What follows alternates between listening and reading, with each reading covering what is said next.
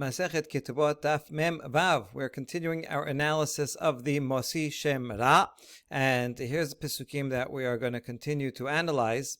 It says, "V'lakechu ziknei ha'ir hahi et ha'ish v'yiseru oto." If a man accuses his bride of having committed adultery before the wedding, after the kiddushin, and she is a na'ara, and he is wrong, he falsely accuses her, so he gets a punishment, and the elders take him v'yiseru oto. So what does that mean? That they torture him, like yisurin, they make him suffer, but it doesn't say exactly what it means. V'anshu oto, and they also punish him. So we want to know, what do these words refer to? Now the punishment is pretty clear, because it says next words me'a kesef. They punish him by giving a fine. But what does the yisiru mean?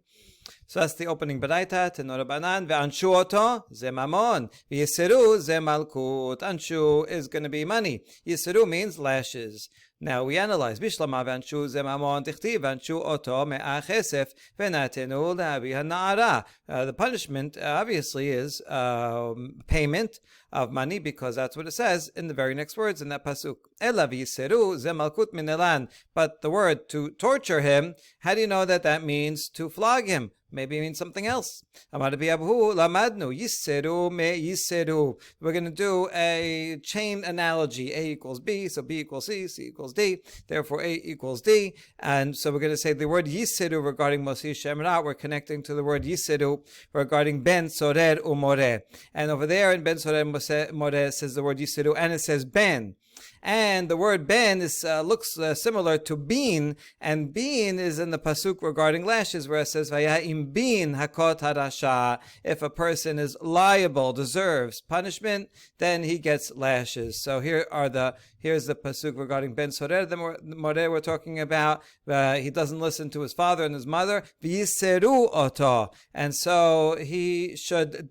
Even though they discipline him. It doesn't say what they do to discipline him, but here it says yisiru and says the word ben, and so we can connect ben to bean. All right, that's a lot of steps to connect it, but that's how we derive that yisiru means that he gets lashes. Azhara the Mosi Shem Ra min elah. Now we understand, know what the punishment is and how we derive it from the context of Devarim 21 that talks about the Mosi Shem Ra. And so now the question is, how do we know that Devarim 22 is Mosi Shem Ra? So now we know the punishment. Where do we know the warning? Because before you can give a punishment to someone, you also have to give them a warning. And then within the Torah itself, the Torah has to give, for any punishment, has to tell you the punishment, but we need another pasuk that gives us the warning for it. So Azhara Mosi Shem Ra min elan, Rabbi Elazar Omer Amar mi lo telech rachil. Rabbi Elazar says from the pasuk that you should not be a tale bearer, and this Mosi Shem Ra, he is telling a false tale. He is saying spreading a false rumor about his bride, that she does not have betulim. But there it doesn't say what the punishment would be. So there you go. That's the warning, and now we have the punishment. That's good. Rabbi Natan Omer mi venishmarta mikol davar ra. Rabbi Natan says from a more general pasuk that says, keep away from evil things. An example of an evil thing is evil speech, davar ra. Keep away from saying bad speech. Bad speech is spreading a false rumor, a false accusation about his bride. That's where he learns it from. All right, so both these seem to be good pisukim. So Rabbi Elazar ma'itama lo amar mehai. How come Rabbi Elazar did not use v'nishmarta mikol davar ra? Hahu mi ba'eleh lech Rabbi Pinchas ben Yair. V'nishmarta mikol davar ra mikan amar Rabbi Pinchas ben Yair. Al yadher adam bayom v'yabot lideh tuma balayla. He didn't use that pasuk because Rabbi Pinchas ben Yair already used that pasuk for a different lesson, that a person should not have bad thoughts during the day, because then he'll come to have tumat ba'al keri at night. So davar ra here, according to that interpretation, is not bad words that one says in accusation, lashon hara, but rather improper thoughts. So since we already used that pasuk for something else, he uses lo telech rachil. Good. Rabbi Natan, my tama lo amar mehai. How come Rabbi Natan didn't use the pasuk lo telech Rachel. How come he likes v'nishmata better? Hahu azhara lebetin shelo yehe rach lazeh v'kasher lazeh. In creative interpretation, Rachel he's interpreting as don't be rach le. A betin should not be soft on one of the parties and strict on the other parties, but rather a betin has to be even-handed and treat both litigants evenly and not show favoritism. So if you say, well, where did they get this from? Rachel clearly does not mean that. Well, actually, it is a darasha, but if you look in context, it makes a little bit more sense because the pasuk right before, Lo telech Rachel ba'amecha says, Lo tasu avel b'mishpat, Lo tisaf eneda, Lo tehedar pene gadol, Besedek tashpot amitecha, don't be unfair, don't show favor to the poor or to the rich, but rather be fair. So then it would be nice to continue that with that thought. And lo telech rach le. All right. Good. So it flows with the previous pasuk better that way. All right. Now, more about Mosi Shem Ra. What we're going to see now is the Mosi Shem Ra. When the guy makes his accusation, the question is, what is it based on? A simple reading of the Pesukim is that he consummated his marriage and there was no blood. He's not in fine betulim. So he's accusing her based on the empirical evidence that the groom sees. But there is another way, and that would be but with witnesses. If the groom finds witnesses that say, we saw that your bride had been unfaithful after the Kiddushin, before the Nisu'in, then he can bring those witnesses. And that will be another way of him being Mosi Shem Ra. If they're true witnesses, then she would get the punishment of Mosi Shem Ra, the stoning. If they're false witnesses and he hires them, then he gets the punishment that would be the punishment for the false accusation, the lashes and the 100 selah. Okay, so now we're going to analyze that. Lo amar le'edim bo v'ha'iduni v'hen me'edin oto me'alehem. So if the groom hires the witnesses, for sure and there's false witnesses, for sure he is liable. But what if he didn't? What if the witnesses came? He didn't tell the witnesses, come and witness. They came on their own. Two witnesses that saw that this woman who was arusa went and was with another man, and they came on their own. And they turn out to be false witnesses. Should the groom get punished? No. Hu eno lokeh ve'eno noten me'az sedaim. So he doesn't deserve a punishment. He had nothing to do with it. Good. And what if they are correct witnesses? Now, does she get the punishment for the standard punishment, chenek, which would be adultery, or sikila? The answer is he viz maktimin beta sikila. She gets sikila, which also makes sense because whether she's Mosi Shem Ra or Nara Me'orasa, right? That was the other case, Nara Me'orasa, where it's not the husband that's bringing an accusation, but while she's Arusa, she sins, and witnesses come and say, we saw her sin, she gets also Sikila, and here that would be the appropriate law, because here it doesn't say that she goes to Bet Aviha, she gets stoned at her father's entrance of her father's house for Mosi Shem Ra. It says, no, Makdimin LeBet HaSikila, they go to the regular place of stoning. So this seems to be an application of the standard Mosi Shem Ra, which makes sense, which is appropriate. Okay, we just clarify the language here. She and Edim Zomemin that come and testify against her, if they turn out to be Edim Zomemin, they would get the same punishment of stoning. So why does it say that she and Edim Zomemin get it? He vizomer sakadatech. Do you think both of them should get stoned? It's got to be one or the other. If they're false witnesses, then only the witnesses will get stoned. And if the witnesses got as far as to the point that she actually was stoned, then we know the law is that Edim Zomemin don't get stoned, because only kasher zamam, as they tried to do, but not if they actually do it. So there's no case where both of them would get stoned. Ela or he or zomer makdimin lebet hasikila. What it means in the vav, sometimes the vav could mean or she or her or the Edim Zomemin would get sikila. Okay, but the bottom line is that we do not apply the law of Mosi Shem Ra if the man did not hire the witnesses. Now, Tama de lo amar lehu, ha-amar lehu afagav de lo agrinhu. So we're going to infer from here that the reason why the man in this case does not get lashes is because he did not tell the witnesses to go and testify. They did it on their own. But what if he did tell them, even if he did not pay them money to hire them? Then he would if he told them, even if he didn't pay them, that would be Mosi Shem Ra. That's sufficient. He doesn't have to pay them for them to be considered his doing. He is responsible, even if he just asked them to without paying them. Good. That is inference here. And this goes against the opinion of Rabbi Yehuda, who said the Tanya. Rabbi Yehuda omer eno chayav ad she yiskor ayadim. Rabbi Yehuda says we only apply the Mosi Shem Ra on him, that he would get lashes and a fine if it's false, if he actually hired the witnesses, these false witnesses, to come. So that makes it official when he hires them. If he only tells them, then it's considered that they did it on their own, according to the Rabbi Yehuda, according to the other Tana, even if he just tells them.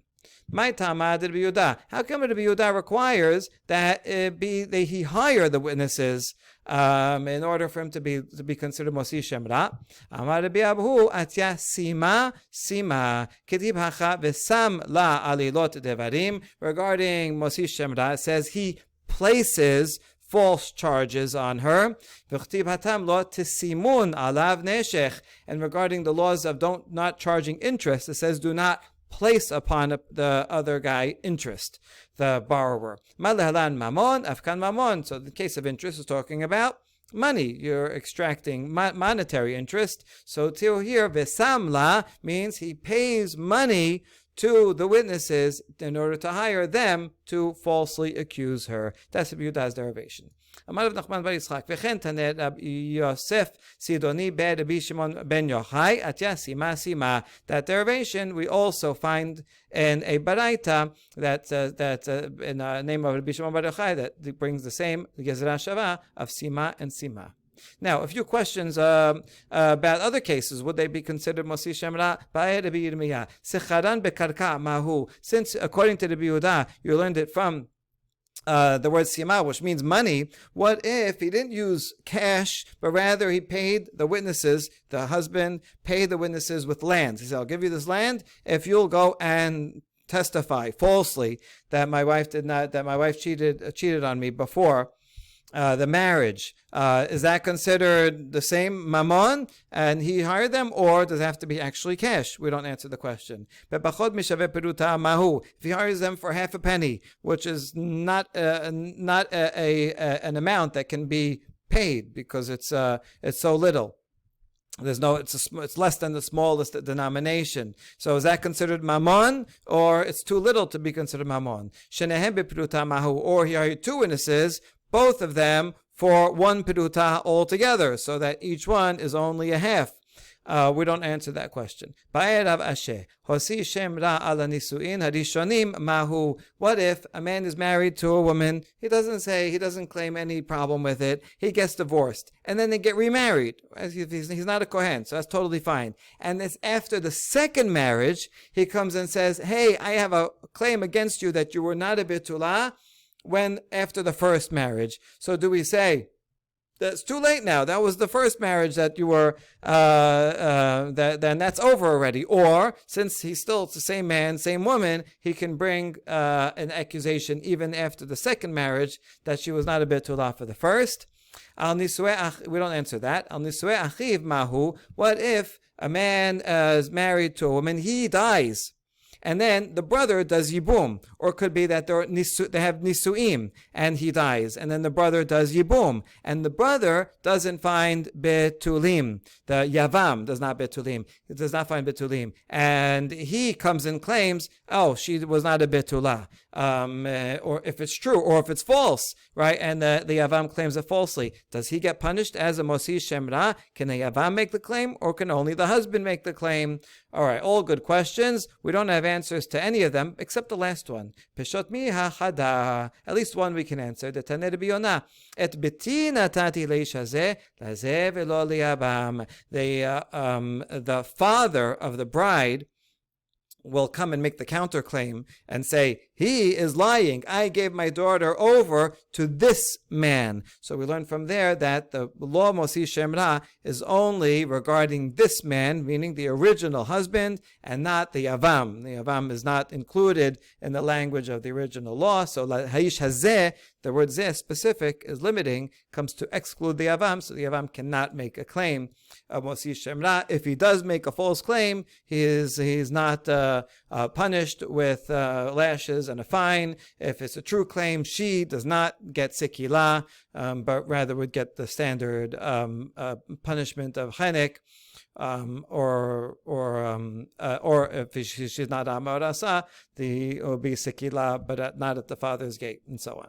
Okay, Mayra Banan or Mayra bi Eliezer ben Yaakov. Okay, now we're finally getting back to clarify something we saw on the previous daf. It mentioned in passing a machloket between Rabbanan and Rabbi Eliezer ben Yaakov, and it assumed we knew it already, but now it's going to fill in about what this machloket actually is. But we did mention it already. Tetanya, Kesad Hosa'at Shemra, how does the law of Mosi Shemra play out? Ba lebetin ve'amar peloni lo masati lebitecha betulim. So the groom will come to court and call his father-in-law and say, Mr. So-and-so, I married your daughter and I did not find betulim. Im yesh adim shezinneta tachtav, yesh la ketubah maneh. And if he's able to bring witnesses, again, right, there's two ways. He can either claim that there was no blood. Here we're talking about when he uses witnesses, and he says as witnesses that she was unfaithful after the Kiddushin. So in that case, he only pays 100 because she was not a Betula. She doesn't get the 200 a Betula deserves, but only the 100 for an Almanah, or anyone who does not have Betulim. Okay, we interrupt the Braita to clarify. Im yesh edim shezinta tachtav yesh la ketubah maneh bat sekilahi. What do you mean? If there's witnesses that she was unfaithful after the Kiddushin, you're telling her she doesn't get 200, she only gets 100? She deserves sekilah for that. This is the true case of the Mosi Shemra. When he's right, then she gets sikila. Forget about the 100 that she's losing. That is what we meant to say. You're right. If there's two witnesses that she's guilty, she gets sikila. But if she was unfaithful before the Kiddushin, not called unfaithful, there was no Kiddushin yet, but rather she had relations before, she lost her Betulim beforehand. And at the time of Kiddushin, she said, she claimed to be a Betula. So this is just that she lied and falsely presented herself as a Betula. And based on that, he gave her 200. He promised her 200 in the Ketubah. So now he comes and says, hold on, she was never a Betula. So then, if he brings proof that she had lost her betulim before the kiddushin, then he can come and claim, I don't want to give her 200, I changed the ketubah to be only 100. And so that's a legitimate claim. In this case, she would not get sikilah because she had bi'ah before the kiddushin. So there's no prohibition, and that only after Kiddushin would it be adultery. Good. Nimsa sheshem ra eno shem ra. Now what if his claim is a false claim? Right? He tried to say she has a shem ra, but she in fact does not have a shem ra. He's the one that just hates her and he wants to get rid of her, and so he makes a false claim. Then what's his punishment? As we saw, he gets lashes and he pays ben baal ben lo baal. This is Tanakama. He says Mosi Shemra law applies to him whether he consummated the marriage and had bi'ah with his bride, or even if he didn't have. Now, if he had bi'ah, that means he would know because he had bi'ah and there was no blood, so he's coming to claim, hey, there was no blood. Or if he did not do bi'ah, but at some point after the marriage, even though they didn't consummate, he finds witnesses that she had been unfaithful after the kiddushin. So that and they turn out to be false witnesses. That also applies the law of Mosi Shemra, and he gets malkut, and he has to pay if he's the one that asked the witnesses to go and testify on his behalf. Rabbi Eliezer ben Yaakov omer lo nimru devrim halalu ela kesheba'al. Rabbi Eliezer ben Yaakov, however, says that, look, read the Peshat. It sounds like they got married, they consummated, and that's why he didn't see blood, and that's why he brings it. So only if they had bi'ah, then he's liable, and he falsely accuses her, then he's liable to lashes and money. But if they didn't do bi'ah, that's not the law of Masi Shem Ra. Even if he brings witnesses who are lying, he doesn't get lashes. Bishlam Rabbi Eliezer ben Yaakov, Hainu dichtib uba ele. We saw two interpretations of Rabbi Eliezer ben Yaakov yesterday, whether he gets lashes or not. For sure, he doesn't pay the 100 kesef if he didn't have bi'ah. According to the Rabbi Eliezer ben Yaakov, right? That law does not apply. Now, Bishlam Rabbi Eliezer ben Yaakov. Now we're going to go through the Pesukim to see which of these two interpretations makes more sense. Hainu dichtiv uba eleha va'ekrab eleha. In the narrative of the law, it talks about a man takes a wife and ba eleha. Which means he had bi'ah, and then in the claim he says, all right, I took your daughter, va'ekrab eleha, and I came near her, and this is I didn't find betulim. So these two words sound like they had bi'ah. Makes more sense for it to be Eliezer ben Yaakov. Ela Rabbanan, mayu ba'aleha va'ekrab eleha. How are they going to interpret these words? Oh, they could say ba'aleha ba'alilot va'ekrab eleha bidvarim. When he says he comes against her, it means with a claim. He's bringing a claim against her. And it says he comes close to her, it means he's bringing charges about her. Okay, not really the peshat of those words, but okay, that's how Rabbanan would have to interpret them. Bishlam Rabbi Eliezer ben Yaakov dahainu dichtib lo masati lebetecha betulim. Because they had bi'ah, that's how he knows firsthand, empirically, there was no betulim there. Ela Rabbanan mai lo masati lebetecha betulim. But according to Rabbanan, that they never had bi'ah, how does the husband know that she doesn't have betulim? What is he, a doctor? Lo masati betecha kashre betulim. No, it means that he says, I did not find that your daughter is fit to have a betulim, meaning he found witnesses and that she does not have betulim. So he found evidence about her kosher status regarding the betulim. Bishlama l'Rabbi Eliezer ben Yaakov hanu dichtiv ele betule biti. The peshat of it is the father can counterclaim and said, hey, you are lying about my daughter, and here's the proof. Here are my daughter's betulim, and he brings out the simla, he brings out the cloth with the blood. So that makes sense if they had bi'ah. Right? Remember how we talked about that there would be, a shushbin that would come and guard at the door, and they would make sure that he didn't hide the sheet. This was a major deal. So he would have the cloth. That makes sense if they had bi'ah. El Rabbanan mai. If they didn't have bi'ah, then what's he showing them? Ele betule biti, ve'ele kashre betule biti. What he means is these are the proof of the fitness of my daughter's betulim, meaning he brings test witnesses, whatever proof that he has that the claim of the groom is false. Okay, so the Rabbanan are reading everything more figuratively.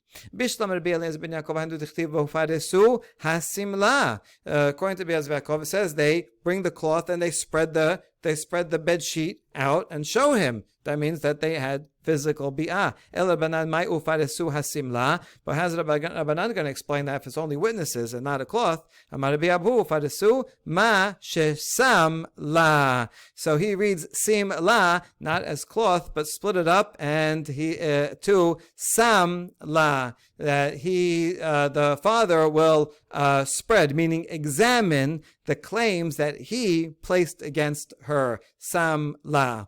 Kedetanya ufadesu hasim la.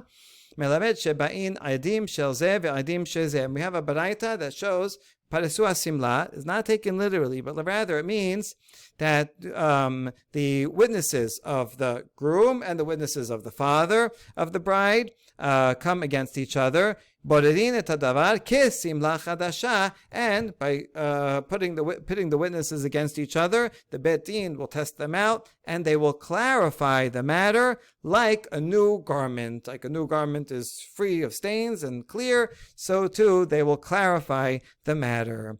That's how Rabbanan explain it. Rabbi Eliezer ben Yaakov Omer, Devarim kichtavan, simla mamash. Because Ben Yaakov says, I don't know where you're getting all that from. It says the cloth. It means an actual cloth that you have to bring them. Okay, this simla is taking it as samla is again a very creative interpretation. But if you look carefully, it actually has some derivation in the pasuk, because you see here it says Vesam la alilot devarim. The husband places, makes up about her,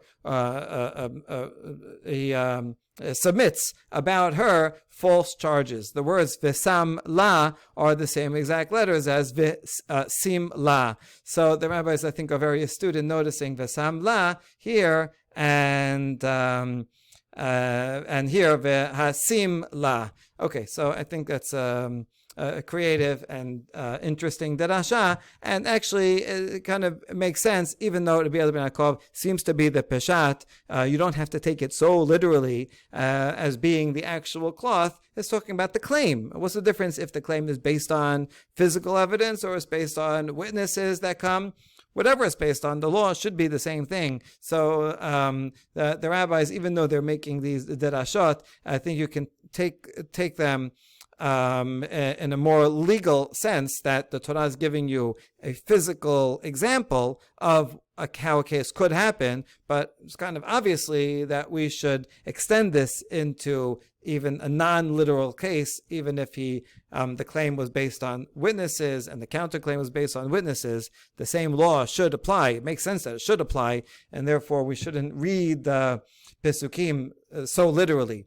Okay, so you see both sides have good logic to stand on. Now, Shalach Rabbi Yitzchak bar Rav Yaakov bar Giyore mishemed Rabbi Yochanan. Af agav shelo masin b'chol Torah kol hashechel katuv ben bi'al kedarka lebi'al shelo kedarka lemakot ul'onashin. Regarding the whole Torah, whenever we have any kind of prohibition of bi'ah, it's the same law whether it's regular bi'ah or atypical bi'ah.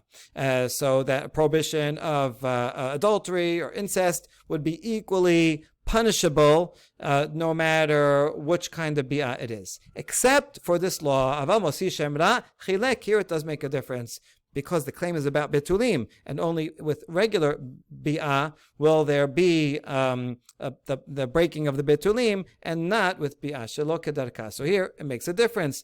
Chilek. Eno chayav ad sheib'ol shelo kedarka v'yosi shem ra kedarka. The only time that we apply the law of mosi shem ra is when her first bi'ah, when she cheated on him, was shelo kedarka. Now, this is not true. It doesn't really have to be shelo kedarka. The Gemara will backtrack on this. But the mosi shemra, when the husband is with her, has to be kedarka. Now, according to whom would it have to be kedarka? Kiman ikirabanan afagavdolo baal. Rabbanan said that even if they didn't have bi'ah, the law of Mosi Shemra applies. And if he is false, brings witnesses falsely, then he would still get it. So it wouldn't make a difference. Even if there's no bi'ah at all, we apply Mosi Shemra. So all the more so if there's bi'ah shelo kedarka. So this statement of Rabbi Yochanan cannot be according to Rabbanan. I Rabbi Eliezer ben Yaakov, idi v'idi kedarka ba'inan. If it's Rabbi Eliezer ben Yaakov, well then we actually need both bi'ot to be regular bi'ot, because his claim is that she lost her betulim because she had bi'ah when she cheated on him. Well, she would only lose her betulim if it was regular bi'ah. And then he comes and says, now we consummated the marriage and I did not find betulim. That would only be an interesting find if they had bi'ah kedarka. So according to Rabbi Eliezer ben Yaakov, it has to be both kedarka.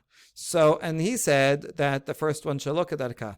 So what does that mean? Ela shalach Rav Kana mishmed Rabbi Yochanan. Rather, we're rewording the tradition that we received. Eno chayav ad shebol kedarka v'yosi shem ra kedarka. Both have to be kedarka. So that's what Rabbi Yochanan said. For all other laws in the Torah, any prohibition of bi'ah is equally punished, kedarka and shelo kedarka, except for if we follow to be Eliezer ben Yaakov, who takes the whole law literally, then it would only make sense if she cheated on him kedarka and lost her betulim, and then he consummated the marriage again kedarka and was expecting to find betulim and didn't, then we apply the law of Mosi Shem Ra. But if he consummated the marriage shelo kedarka, then he wouldn't have found any betulim anyway, and so it doesn't. And that's the only proof that he can bring according to the Eliezer ben Yaakov. All right, next Mishnah Av Zakai bebito bikidusheha bechesed pishtad ubebi'ah. The rights of a father over a daughter are listed here in this Mishnah. The father has a right to marry off his daughter when she's a minor, through kesef shtad and bi'ah. So if they use money, then the father can say, "Listen, daughter, you're marrying off this guy," and the guy would pay hasared mikudeshet, and the money goes to the father because he has a right to marry her off, so he gets the money. Now, shtad and bi'ah, there's no money exchange, but so the law here just means that he has a right to marry her off, and using a shtad or using bi'ah, and that marriage is a valid marriage, and he can decide that unilaterally. Zakai b'mesi'ata u'b'masei yadeha u'b'farat nedareha u'mekabel et gita ve'no ochel perot b'chayeha. A father also has the right over something that his minor daughter finds in the street. She finds a wallet. The money that goes to is owned by the father. Or if she works and produces something, then the father owns and gets the wages. If the minor daughter makes a vow, the father can nullify the vow. If the child is engaged or married and divorced, so the divorce paper, the get, the husband should give it to the father. Since he's the one that gave her in Kiddushin, he actually is the one to receive the get. It's not clear if he gives the get to his minor wife, whether that is even effective or not. So according to everyone, for sure, the father can receive it on her behalf. And if the minor daughter, has land, how could she have land? Let's say her mother inherited land from her mother or something. If the minor daughter owns land, the father does not have a right to consume the produce that the land produces. Instead, that produce belongs to her. They'll put it in some account until she is an adult, and then she can spend it as she wants. Now, niset, once a girl gets married, then the authority over her shifts from the father to her husband. So what are the rights of a husband over his wife? And this is true even if it's an adult wife. Niset, yater alav ha'baal shochel perot bechayeha. When a woman brings property into a marriage that she owns, her parents gave it to her, or she got it herself, however she got it, and so she brings it into the marriage. While they're married, the husband does have a right to the produce all that time. Once the marriage ends, she'll get the land back, but the produce in the meantime, he gets to keep and use for the household expenses. We're going to see that he can use it. He has to use it to redeem her if she was ever taken captive. And a husband also is obligated to feed his wife all the time that they're married. If she is captured, then he has to redeem her, and he has to pay for all of her burial necessities. Rabbi Yehuda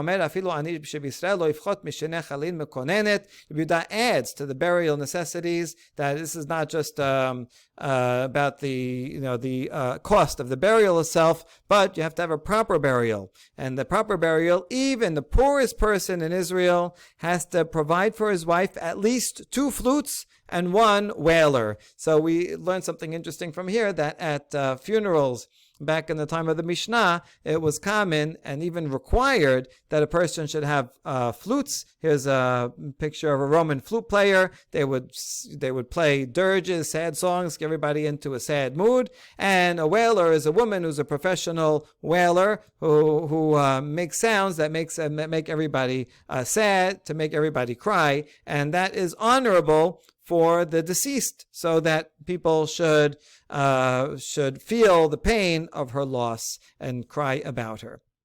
All right, fascinating. Now, we'll go back to the first list. The father has a right to the money of Kiddushin if he marries off his daughter. Bekesef, minalan, how do you know this? Amar Rav Yehuda, Amar Kera, V'yaseh Chinam, and Kasef. The context of this pasuk is from a Jewish maidservant. The law is, if a man needs to sell off his daughter, he's so poor he can't take care of her, he sells off his daughter as a maidservant, and she's a minor. So then the master, she'll work for him for a number of years, and the expectation is that he will end up marrying her, or his son will marry her. That would be a proper thing to do.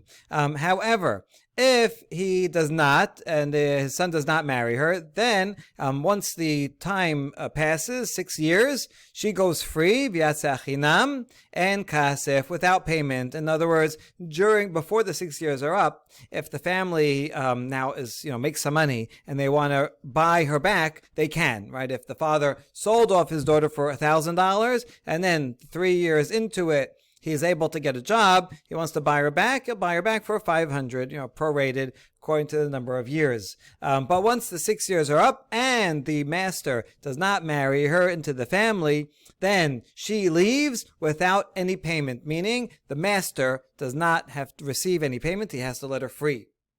Okay, now it would have been enough to say v'yatzeh chinam.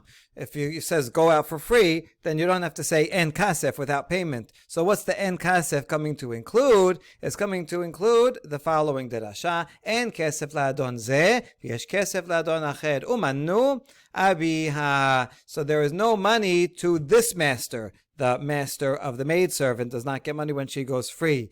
But that's limiting, only he does not get money, but there is another master who does get money. Who's that talking about? The daughter's father. So a minor girl, if she is married off, and the Kiddushin, we do the Kiddushin with Kesef, that money that the husband is using to acquire the wife, he gives to the father, and the father keeps the money.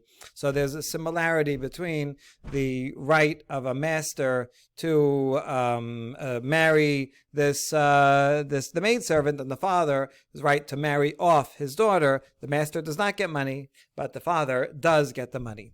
All right, so that's what we're going to learn it from. Ve'ema lidida. Hold on. How do you know that means that the father gets it? Maybe she gets it herself, and then the parallel will be the master does not get money when the girl goes free, but she does get money, right? How do you know it means that the father gets the money? Now we know that from the Mosi Shemra case, where the father of the bride comes and says, I gave my daughter over to this man. So you see that the father has the right to marry off his daughter, so she should get the money. It's his right to marry her off. Obviously, she gets the money. So we know from this pasuk that there is money exchanged, and we know from the second pasuk that the father is the one that gets the money. Now we ask, so I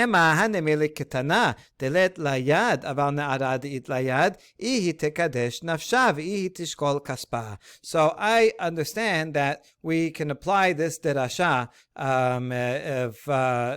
only a father can only marry off his minor daughter.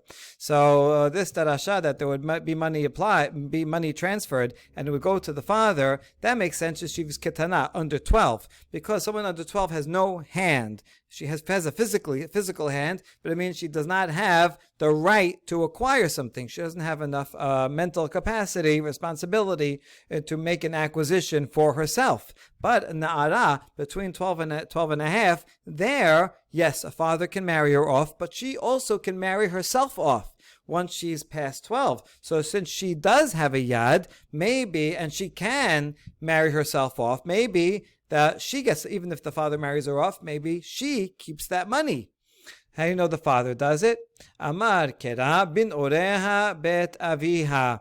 Right. See, we learned this. We learned this from the father marrying off, but the na'ara can marry herself off. So how do you know that even if she's a na'ara, the father gets the money? Because min oreha bet aviha. This is in the context of nullifying a vow. And here it says that as long as she is a ketana or a ne'ara, the father can null the child's vow. So it says ne'oreha, she's a na'ara, and it still says bet avia, she's in her father's house, meaning under her father's authority. So during that time of na'arut, kol shevach ne'orim le'aviha, all gains that the na'ara have go to the father. So that would include the rights over her right to make a vow, and also would include, by extension, the right over kiddushin money that she would get. No, she doesn't get it. The father gets it as a ne'ara.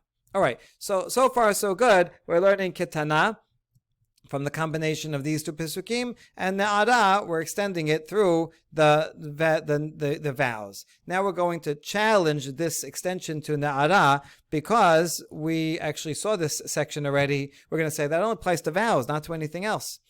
So here's the rejection of this argument.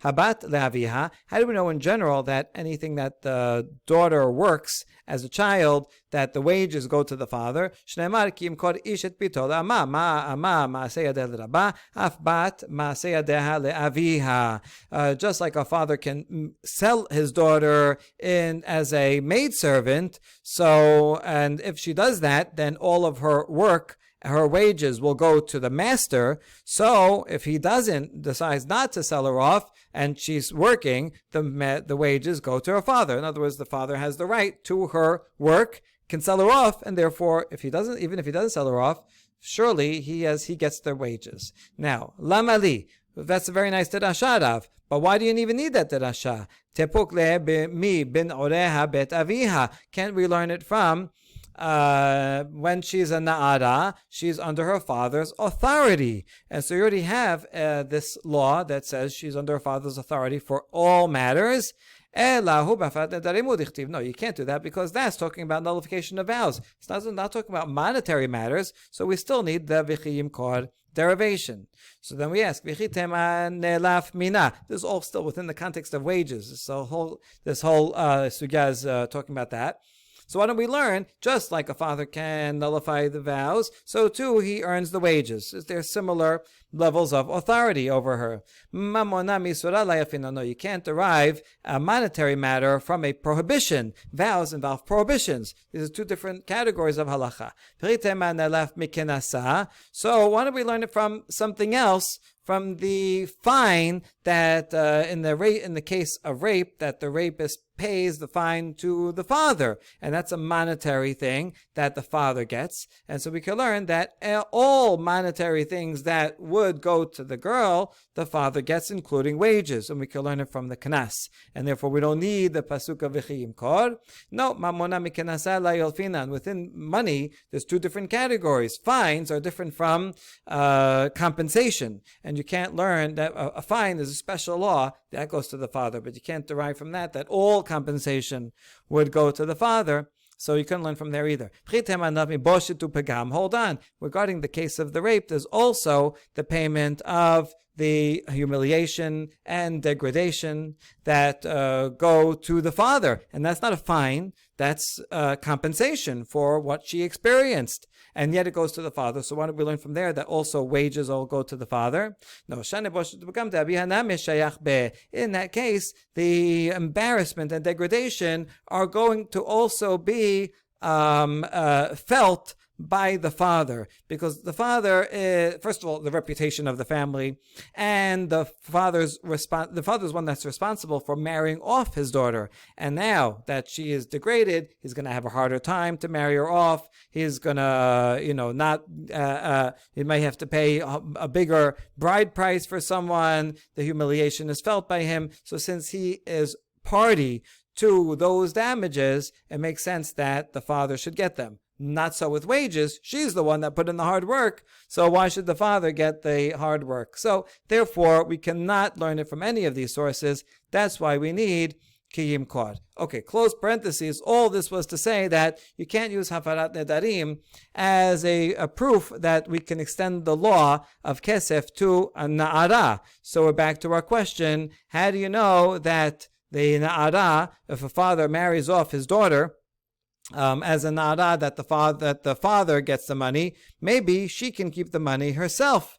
So, Ella, new answer, Mistabera, Dechi mema'et rachamana, Yesi'a dechvata ka mema'et. It's just reasonable that when the Torah is excluding a leaving, and it's excluding it by this derasha that we had here, the original one, V'yasa chinam en kasef, that there is one person that leaves without any money. That's talking about the maidservant who leaves the master, and the master does not get any money. That the other Yitziah should be an equivalent case. And the equivalent case is that just like the master does not get money, the other side should also be that the father gets the money.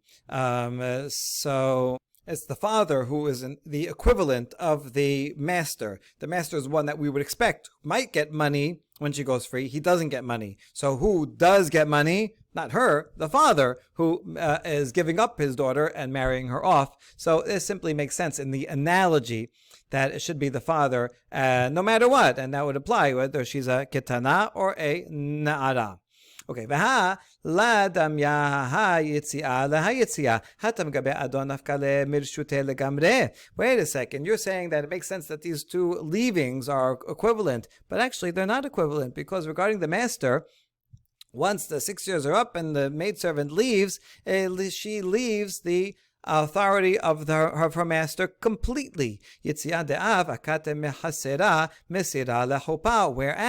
when a father does kiddushin, marries off his daughter and does kiddushin, she's still in an in-between state. And not until the chuppah is the transfer complete that the father has no more authority, and she goes all the way under the authority of her husband. How do you know that? So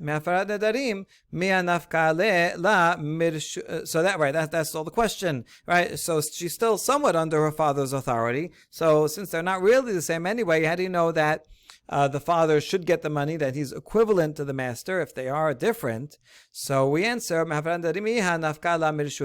for an essential law of the nullification of vows, she is no longer under the father's authority. Ditnan, Naram orasa, avia ba'ala, mefirin la nedareha. Once a na'ara gets engaged, does kiddushin, so now the father no longer can unilaterally nullify her vows. At that point, you would need the father and the fiancé, the future groom, to undo the vow together. So you see that for the law of vows, so vows actually do come in. We tried to use vows as an analogy originally, but now we rejected that. But now we are bringing vows to prove that that once kiddushin happens, she does leave the authority of her father. And even though nisuin did not happen yet, she didn't fully move all her stuff,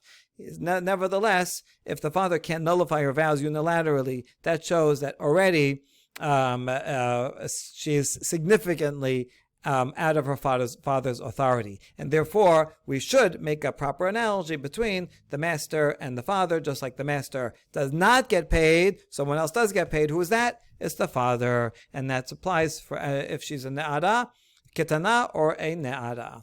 Okay, good. Now, the next items on the list that the father is entitled to do for his daughter is marry her off with shtad and bi'ah. Minalan, how do you know that that's true? If she becomes someone else's wife, then you see v'hayata. That's a language of marriage. All types of kiddushin are the same since they're all mentioned together. The context of this law is the returned divorcee. If a man writes a sefer kiritut and he divorces his wife, and she goes and marries another man, and then she gets divorced from that guy, she can no longer go back to the first guy. But in the context of vayeta lishacher means a marriage, and so all havayot, all types of kiddushin, have the same law.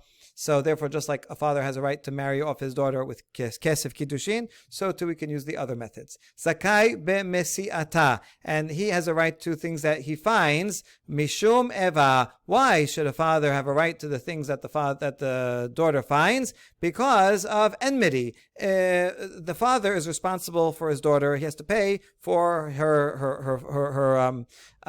food and take care of her and all that. So it wasn't always easy to provide a meal every day and provide for all the needs that for a child. And so the father's going and he's working hard to provide for her. Now she goes one day and she finds this jewel that's worth $1 million. So now if you say she keeps it, so now she has it in her bank account. She has $1 million. Then the father is going to go still working hard because he still has a responsibility to take care of his daughter. He's going to feel begrudging that he has to go work hard to pay for her when she has so much money. So this is a kind of equivalent. He pays for all her expenses. If she finds something, then the father gets to keep it. Sounds like it's not from the letter of the law, but rather because of the emotional state of the father and his knowledge that he is responsible for all of her sustenance. Baruch Adonai L'olam, Amen ve'amen.